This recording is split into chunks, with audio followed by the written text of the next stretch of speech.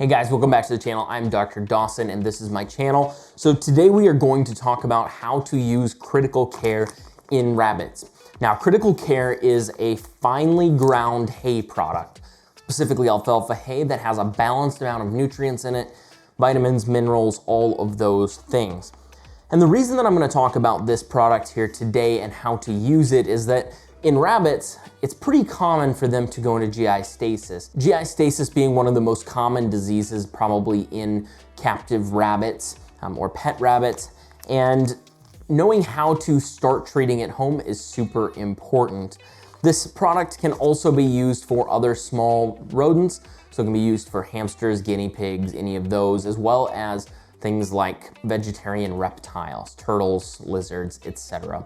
So all of those are really good things. So today we're gonna mix it. We're going to show you how to feed this to one of your rabbits.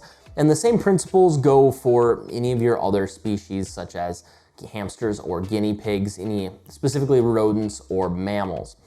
Now, I've had to use this product several times in my rabbits.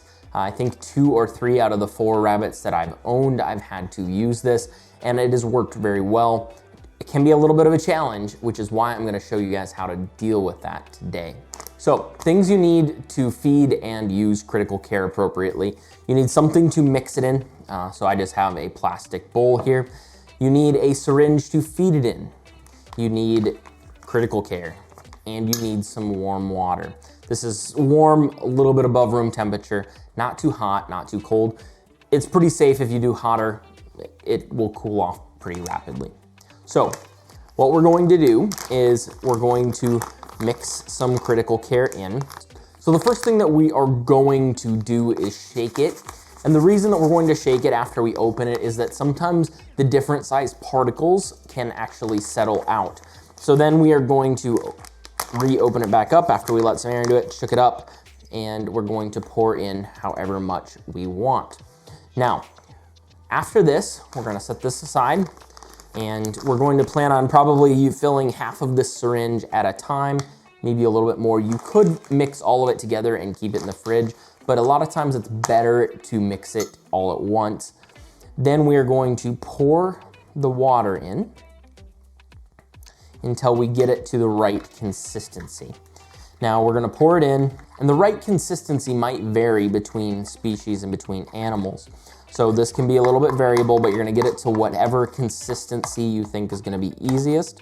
If you are going to store this in the fridge, remember that the material is going to thicken up and congeal the longer it sits and the colder it gets. So if you're gonna keep it in the fridge, err on the side of it being a little more watery.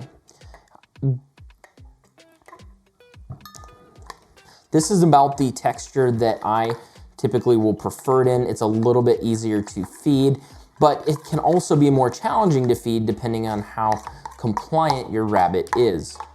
So now we have a nice mixed up, slightly congealed, but pretty thick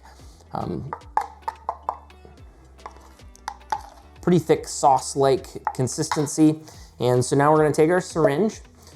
I almost always will recommend a catheter tip syringe for rabbits specifically. In smaller animals, sometimes you have to do more of a standard syringe to feed into their smaller mouths, but that can be really challenging with just how small their mouth is and how small the opening is. This is definitely easier to feed.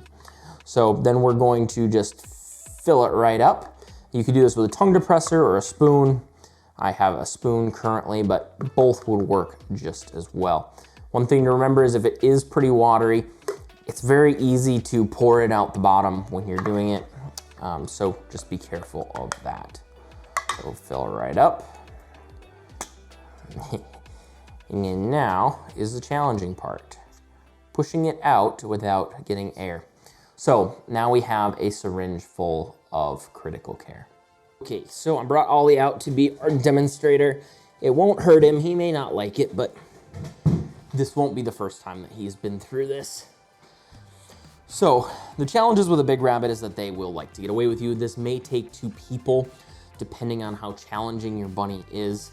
The trick to this is going to be, one, if they're hungry, like he seems to be, he might actually eat it without a lot of help. So this is cheating. If your rabbit's not feeling well, he will not take it this easily.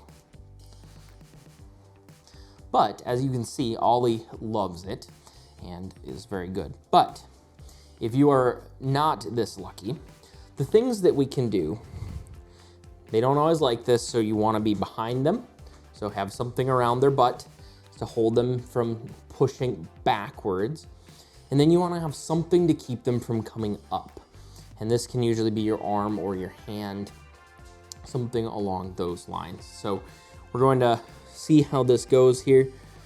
You can put it in the side of their mouth, which is what we call the diastema, and that's between the incisors and the molars, and there's a little gap where there aren't any teeth.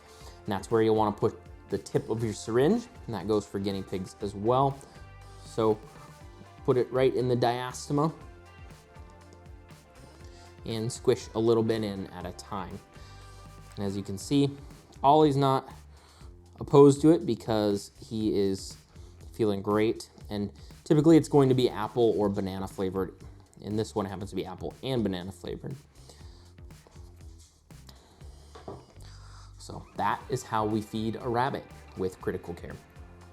Hey guys, thanks for watching. If you guys don't mind, hit the like and subscribe button, as that will really help out the channel, especially if you guys want to get notified of more veterinary related content, specifically about rabbits, dogs, and veterinary lifestyle.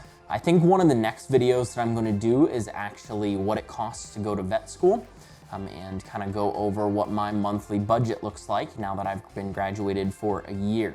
So if you guys wouldn't mind, hit the like and subscribe and be notified of the next video. Have a good one.